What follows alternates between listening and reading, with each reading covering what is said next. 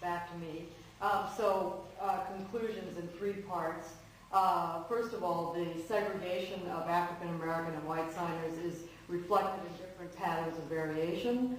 So for 2 of the 3 variables examined, deaf and the class of signs represented by no, African Americans are more likely to use standard citation forms than are whites. Hang on. The extent to which this finding may be generalized remains to be explored. I should mention that this is a finding that came out also in the early 70s on the very, very early studies of lexical variation in black and white signing in the South, that black signers consistently used the older, more standard forms of signs. Okay?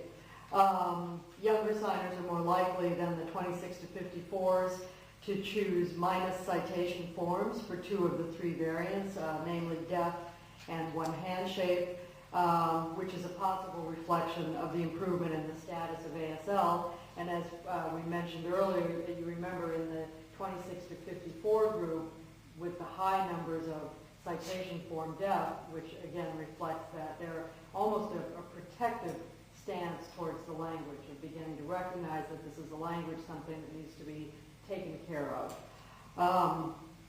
And as Bob has already mentioned, with sufficient data, the results for the linguistic constraints for one handshake match the study at large.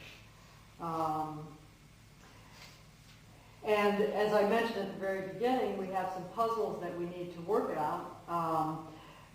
One is this question that came up of, okay, the black school was established in 1938. The black kids from deaf families were the role models, but black signers and white signers were not interacting. So what are the black signers signing? And that's a question not only for Louisiana, but for all of these southern states where there were separate black and white schools for the deaf, and it's something that we're going to try to get into. And how do we get information about that? Well, remains to be figured out. The last conclusion is, given the importance of state schools in the transmission of ASL and the distinct histories of the schools in the South, further studies have a key role in advancing our understanding of factors that influence variation in sign language and language variation more generally. Thanks.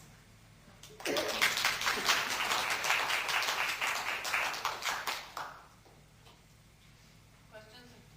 Comments? Sure. So, I love this kind of study, by the way, so it's really exciting. In your one handshake summary of results, and you pointed at this earlier in your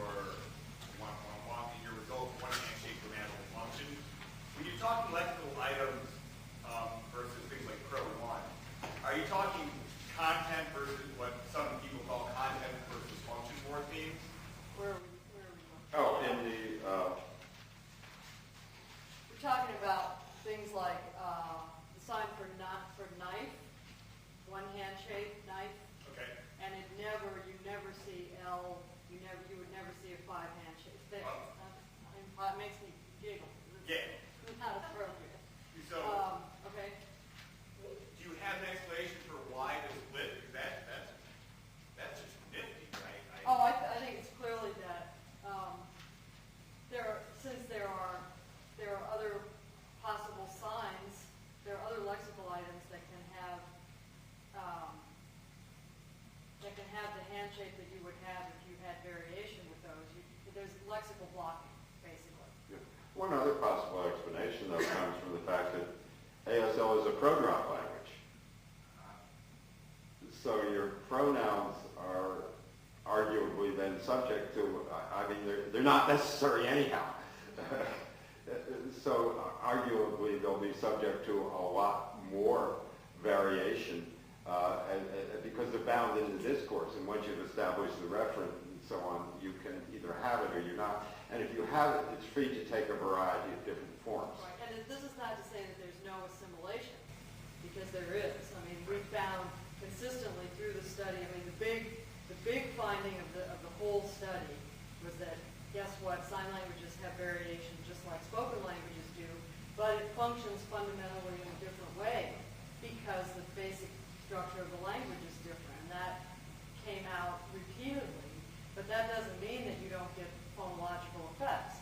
So that it's very common, this is a sign for curious, and it's very common for someone to sign, I'm curious. Or this is the sign for prefer.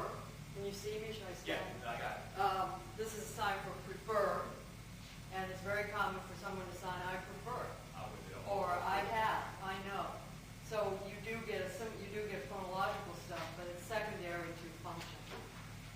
So within Pro 1, where there's a whole lot of variation, that's where you see the assimilation happening. You won't see somebody signing a sentence like, I have a knife, there's your have handshake knife. No, because now you sound, I have wood. So you don't want to do that. Have, knife, separate handshakes. I have a really valuable question. I'm just wondering what you're referring to when you say phonological variation. We use the term in a metaphorical sense, if you like. The guy, William Stokey, in 1960, who started the research on sign language, tried to introduce the term chirology, C-H-E-R-L-O-G-Y, having to do with the hands, and it was your basic lead balloon. Everybody, both hearing and deaf, people working on sign language said, we have a term phonology, what's wrong with that?